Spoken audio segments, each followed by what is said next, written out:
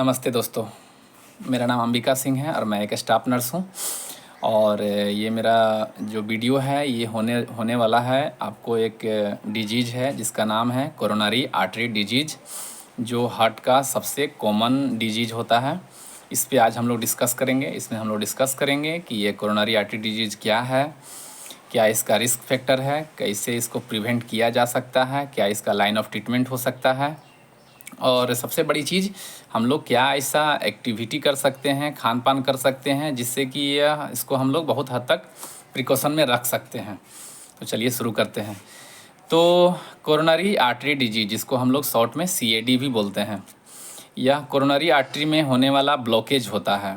Coronary artery क्या है? Coronary artery एक प्रकार का आर्टरी है जो ब्लड सप्लाई करता है, ऑक्सीजन रिच ब्लड सप्लाई करता है हार्ट मसल्स को। जैसा कि हम लोग जानते हैं कि हमारा हार्ट हमारे पूरे शरीर में ऑक्सीजनेटेड ब्लड जो है वो सर्कुलेट करता है, क्योंकि हमारे शरीर में जितने भी ऑर्गन हैं, सेल है, टिश्यू हैं, सबको अच्छे से फंक्शन करने के लिए और जीवित रहने के लिए oxygen rich blood, nutrition rich blood चाहिए होता है, जो हार्ट से सप्लाई होता है बाय आर्टरी।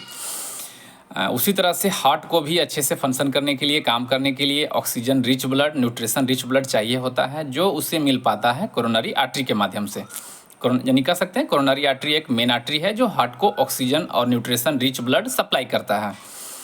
तो ये जो कोरोनरी आर्टरी है ना, उसमें ब्लॉकेज हो जाता है, इसी को हम लोग कोरोनरी आर्टरी डिजीज बोलते हैं। और ये ब्लॉकेज हो जाता है बहुत ज़्यादा कोलेस्ट्रॉल बढ़ जाने से, जो बैड कोलेस्ट्रॉल होता है। इसके साथ ही प्लक वगैरह जो है वो इसी का पार्ट है। प्लक है एक प्रकार का, समझ सकते हैं कि सब्सटेंस है जो हमारे आर्टरी को नैरो कर देता है, जो धीरे धीरे जमा होता जाता है और बहुत ज़्यादा नैरो हो जाता है। कोरोनरी आर्टरी डिजीज के साथ में प्रॉब्लम क्या है कि इसके सिम्टम्स शुरू में नहीं आते हैं, स्टार्टिंग में नहीं आते हैं। ये क्रोनिक कंडीशन है और बहुत दिन तक पेशेंट को किसी प्रकार का कोई भी जो है वो सिम्टम्स नहीं मिल पाता है। पेशेंट को जब तक सिम्टम्स मिलता है, पेशेंट की जो हालत बहुत ज़्यादा ख़राब हो जाती है, ब्लॉकेज बहुत ज़्यादा हो जाता है। उसके बाद फिर पेशेंट को सर्जरी की, बहुत ज़्यादा मेडिसिन की और मेडिकल केयर की ज़रूरत पड़ने लगती है। तो सबसे बड़ा चीज़ है कि उस कंडीशन में जाने से पहले अगर हम लोग कुछ कर सकते हैं तो हम लोगों का कोशिश रहेगा कि हम लोग CAD से बच सकते हैं, क्योंकि एक बार अगर CAD हो जाता है तो फिर वहाँ से चीज़ें थोड़ा बदल जाती हैं, वहाँ से फिर लाइफ स्टाइल जो है बदल जाता है और बहुत ज़्यादा प्रॉब्लम फेस करना पड़ता है। जैसा कि मैंने बताया, CAD एक क्रोनिक कंडीशन है, यानी कि ये बहुत लंबे समय से होता है। ऐसा नहीं है कि ये तुरंत किसी को हो गया, अचानक से बोला कि यार मुझे तो बहुत जल्दी हो गया CAD, ऐसा नहीं है। वो जो प्लक होता है या जो बैड कोलेस्ट्रॉल होते हैं, उसको हमारे आर्टरी में बिल्डअप होने में सालों साल लग जाते हैं। जो हमारे गलत हैबिट, गलत खान पान, बहुत तरह की चीज़ें हैं, जैसे हमारा ब्लड प्रेशर, शुगर, स्ट्रेस, इस सब को कंट्रोल नहीं करने के कारण ऐसा होता है। तो हम लोग बात करेंगे पहले कि CAD होने के रिस्क क्या है। सबसे बड़ा चीज़ पहला है कि भाई आखिर किनको जो है वो ज़्यादा रिस्क है कि CAD हो सकता है। तो सबसे ज़्यादा जो CAD के रिस्क हैं वो हैं जो पेशेंट का अनकंट्रोल BP और डायबिटिक है। अगर आपको बहुत दिन से ब्लड प्रेशर है, हाई ब्लड प्रेशर है, या आपको शुगर की बीमारी है जो बिल्कुल ही कंट्रोल में नहीं है, तो फिर आपका रिस्क है कि आपको CAD हो सकता है। इसके बाद आप बहुत ज़्यादा आपका अनियंत्रित खान पान है, मीन्स की सैचुरेटेड फैट बहुत ज़्यादा लेते हैं, जिससे कि बैड कोलेस्ट्रॉल का और ट्राइग्लिसराइड वगैरह बढ़ जाता है। वो आपको एक रिस्क के CAD की तरफ धकेलता है कि आपको CAD हो सकता है। एक फैमिली हिस्ट्री का भी इसमें है बहुत बड़ा योगदान, कि अगर आपके ब्लड रिलेशन में किन्हीं को भी अगर हार्ट रिलेटेड प्रॉब्लम है, डिजीज है या CAD है, तो बहुत ज़्यादा चांसेस बढ़ जाती है कि आपको भी CAD हो सकता है। एक और है हमारा लाइफ स्टाइल। हम लोग आज के टाइम में बहुत ज़्यादा बिजी हो गए हैं, अपना लाइफ स्टाइल पे ध्यान नहीं देते हैं, एक्सरसाइज नहीं करते हैं, तो ये भी हमारा जो है प्लक को जो है बिल्डअप करने में बहुत मदद करता है। तो हमें कम से कम एटलीस्ट 30 मिनट तो डेली वर्कआउट करना चाहिए, एक्टिविटी करना चाहिए, रनिंग करना चाहिए, जिससे कम से कम बैड कोलेस्ट्रॉल या प्लक वगैरह जो है हमारे आर्टरी में डिपॉजिट हो सके। इसके बाद बहुत ज़्यादा अल्कोहल लेना, तंबाकू लेना, स्मोकिंग करना, ये सब चीज़ें हमारे जो है रिस्क फैक्टर हैं जो कि CAD को बढ़ावा देते हैं। और इसके बाद जो है CAD में एक चीज़ और जानने वाली चीज़ क्या है कि CAD जो है, जैसा कि मैंने आपको बताया था कि ये जो है इसके सिम्टम्स मिलते नहीं हैं पहले, मतलब कि बहुत ज़्यादा जो है बिल्डअप होता जाता है प्लक, और लास्ट में जब हमारा जो आर्टरी है वो बहुत ज़्यादा नैरो हो जाता है, बहुत ही लिमिट में जब हमारे हार्ट को ब्लड का सप्लाई होने लगता है तब हमें चेस्ट पेन होता है। और चेस्ट पेन होने का मतलब है कि आपका हार्ट के जो मसल्स हैं वो धीरे धीरे डेड करना शुरू कर चुके हैं, तो उस कंडीशन में थोड़ा सा प्रॉब्लम होने लगता है। तो जो भी रिस्क फैक्टर मैंने बताया तो इस चीज़ों पे ध्यान देना है। रेगुलर ब्लड प्रेशर का चेकअप कराते रहना है, शुगर को अपना चेक करते रहना है कि क्या स्थिति है। अल्कोहल लेते हैं तो उसको बहुत ही कम कर देना है, स्मोकिंग को क्विट करना है, तंबाकू गुटखा जो है वो कम करना है, फिजिकल एक्टिव रहना है, खान पान को सही करना है। तो ये सब चीज़ करके हम बहुत हद तक जो है उसको जो है कम कर सकते हैं। एज अगर हमारा 40 या 45 के बाद है तो हमको रेगुलर चेकअप कराना है। तो ये सब चीज़ें जो हैं हमको बहुत हद तक बचा सकती हैं CAD होने से।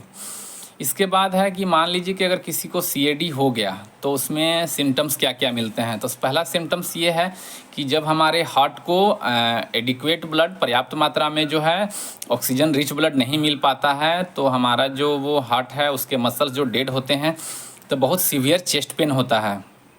किसी भी काम को करने में बहुत ज़्यादा तकलीफ़ होता है, हमें एनर्जी नहीं मिल पाता है, शॉर्टनेस ऑफ ब्रीथ होता है। हमारे आर्म्स वगैरह में जो लेफ़्ट साइड में है उधर भी बहुत ज़्यादा पेन होता है, बैक साइड में पेन चला जाता है जो कि माने एंजाइना जिसको हम लोग बोलते हैं।